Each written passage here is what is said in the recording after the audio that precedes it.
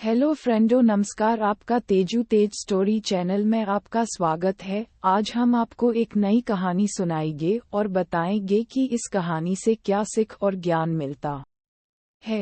एक गांव में नमक का व्यापार करने वाला एक व्यापारी रहता था। उसके पास एक गधा था। व्यापारी रोज अपने गोदाम से दुकान तक नमक ले जाने के लिए गधे का इस्तेमाल किया करता था। प्रत्येक दिन गाढ़े पर नमक लेकर अपनी दुकान पर ले जाता था। वह नमक को बोरी में भरकर गधे की पीठ पर लाद देता और उसके साथ साथ चलता हुआ दुकान तक आता था। व्यापारी का गधा बहुत ही आलसी प्रवृत्ति का था। काम से बचने के लिए वह रोज रोज नए उपाय सोचता रहता था। गोदाम से दुकान तक के रास्ते में एक नदी पड़ती थी, जिस पर एक छोटा पुल बना हुआ है।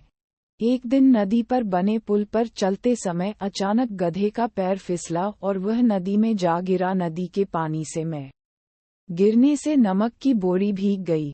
जब तक व्यापारी ने गधे को पानी से निकाला, तब तक बोरी में भरा बहुत सारा नमक घुल चुका था।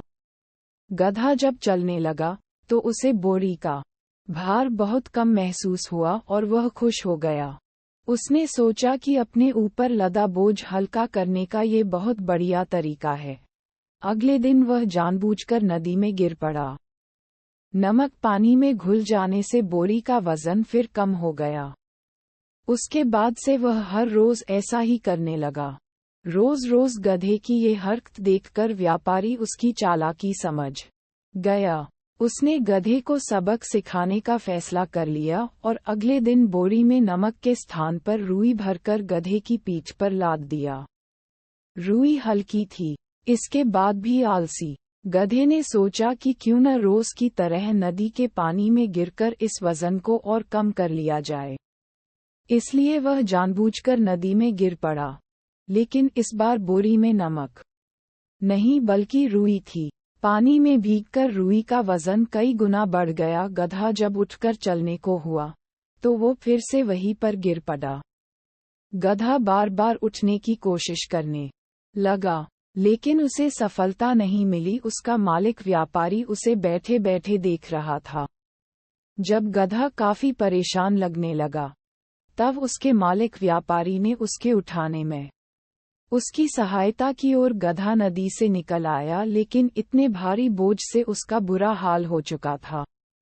उस दिन के बाद से उसने कभी आलस न करने का निर्णय किया और फिर कभी भी नदी में नहीं गिरा। इस कहानी से हमें सीख मिलती है कि हमें कभी भी आलस नहीं करना चाहिए। आलस का फल कभी न कभी मिल ही जाता है। नंबर 2, एक ही उपाय हर बार सही सिद्ध नहीं होता।